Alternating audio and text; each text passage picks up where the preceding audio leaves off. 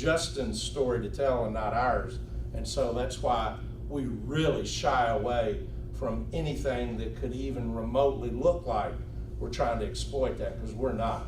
It's his story to tell. And he told it on the Grammys. Yeah, he tells. If you get his book, Hindsight. Thank you, honey. If you get his book that I didn't even know about, I didn't even know about it, big old coffee table book, very personal, very courageous. Some of the things that he shares in there as a dad, as a husband.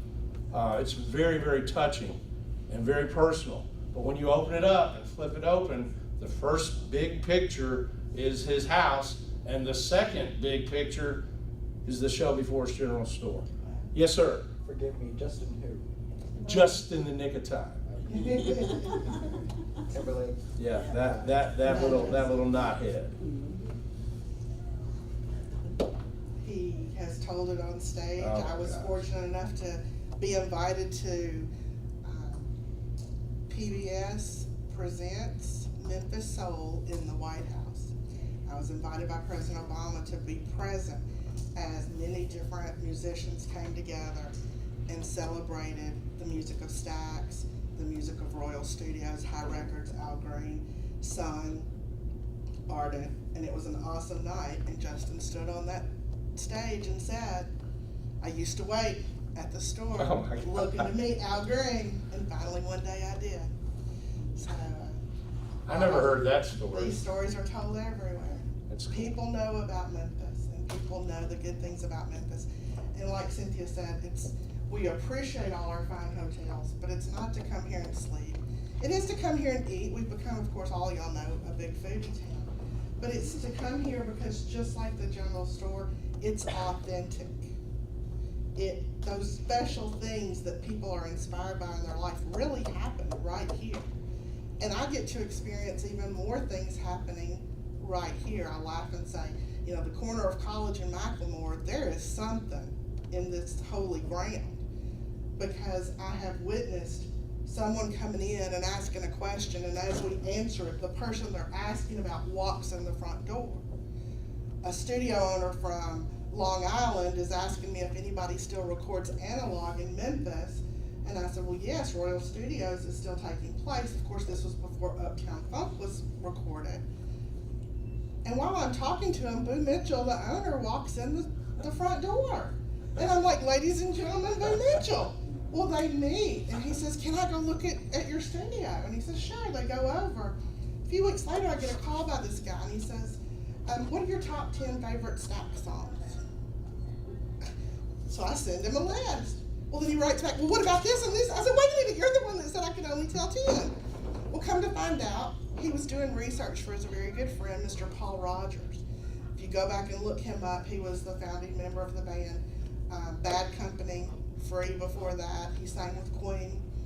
He grew up in London, or outside of London, and he would stare out the window when he was in school and see these smokestacks of factories, knowing that's what he had to look forward to in life. And he listened to music of Isaac Hayes, Otis Redding, Al Green, and he found his voice. He's listed in Rolling Stone as one of the top 50 vocalists of all times. And he wanted to come to Memphis and record an album to pay homage to those people that changed his life.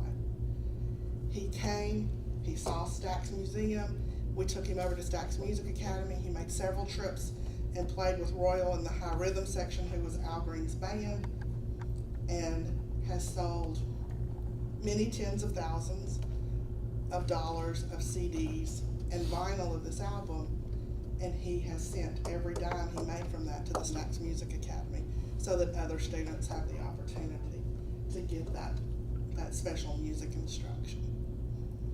Y'all, we're in a gym. We need to, not GYM, GEM. We need to pinch ourselves about how fortunate we are to be sitting right here and have these opportunities. New Orleans, we all think New Orleans is this great, wonderful city. They would give their right arm to have a Stax Museum or a Graceland or a Rock and Soul Museum. They don't have any of that. They have restaurants and a street you go down and drink, but they don't have authentic places that people come to experience. lot of the history, the National Civil Rights Museum. Absolutely. But there's also Slave Haven, and a lot of people don't know about Slave Haven or haven't been, or that, people are able to fulfill their dreams, like Carolyn Michael Banks, who does a tour of possibilities. And she came from New York, and she wanted to start, either she was a history teacher, history background, and she wanted to start a business, fell in love with Memphis. And so at the Welcome Center off of downtown, Riverside Drive, she has her van, a tour of possibilities. She does African American tours, and she's there. And this is not only, like I said, this was her dream. She took it, and it is now her livelihood. And so many people enjoy those tours. Part of what my job is to make sure that my team is knowledgeable of all the different attractions, because it is our expectation that guests expect us to know what to do about it, make recommendations. And so I send my different team members to different attractions, and the ones that I sent to a tour of possibilities, they were like, oh my gosh, I didn't know this was here. And I think both of them, if I remember right, they're Memphians, you know. And so in the places that she went to, they weren't even aware of all the places. Of course, they knew about National Civil Rights Museum, but a lot of the other places they did not. Ms. McCarter that started the food tour. Mhm. A lot of other cities have food tours, and so we were sort of late, I think, maybe getting on that bandwagon. We have two now. I know y'all know about that because of Dr. Sykes, or Shelby, excuse me. But the neat thing about our food tour is there's so much history to tell, and there's so many places to experience the real thing inside those restaurants. They're not fabricated stories. You know, you're eating on Bill Street, you're eating in Central Barbecue, where you look across the street and see where used to be film warehouses. So they say every movie that was ever created from the 30s to the 60s came through Memphis. They might not have shown in Memphis, but they were stored because they came through the railroad and were stored in some warehouses downtown. And you can still see on those buildings and the architecture that they were film industry buildings. I never knew that till I took the food tour. I know some of you have some questions. We'll get to those in a minute.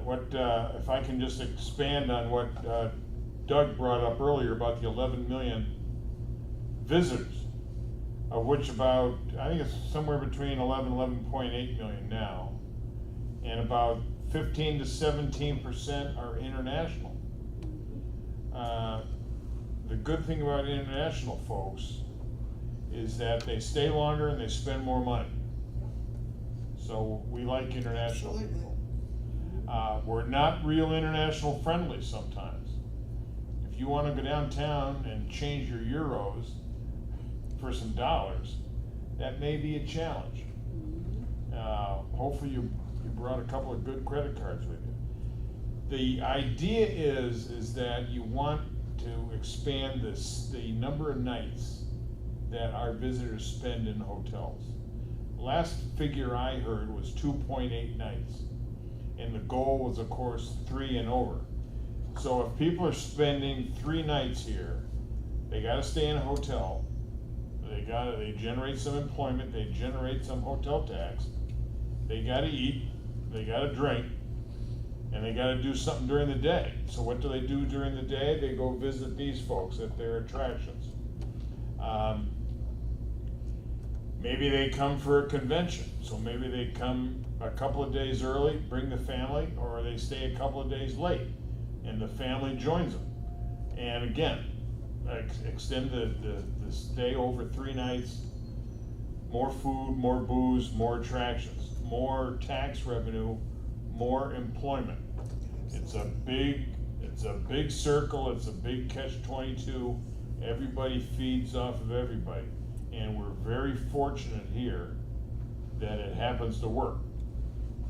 And if we can get that convention center straightened out, and if we can get that new hotel built, then we're really gonna have something. We're doing the best we can. We as a city are doing the best we can so far. But of course, it's this business, the tourism business, the meetings and convention business is very competitive. St. Louis has got a great convention center. Louisville's got a great convention center. I won't even mention Nashville. And we actually have a better amenity package, a better attraction package than Nashville. Chris, if I may interrupt you for Yeah. 1 second, I think a really growing industry that I've become a part of and I'm very excited about is, yes, those conventions come in, and many times, because we're not located downtown, we're not in the mainstream, so we miss, thousands and thousands of opportunities for people to visit us. But one thing that we've opened up more in Memphis is through Memphis Tourism and other opportunities, we explain to people to host that off-site dinner that one night, or if they want to fill every night with going to something different. So a large part of my business has grown. My revenue for the museum has grown in hosting off-site from the regular convention hotel evening opportunities, whether it's a mixer or a dinner or a reception at the Stax Museum. So they want to share. We talk them into getting the ability to share an authentic experience while still food and beverage being served, and people getting to mingle, mix, and conduct business in a very unique environment. So that grows a lot for me. I know Rock and Soul and the Blues Foundation Museum and the Memphis Music Hall of Fame, all of us see that revenue stream growing. And back to the 11 million people, 11.8 million people, I like to compare this to an Old Navy. When you gotta go buy your kids new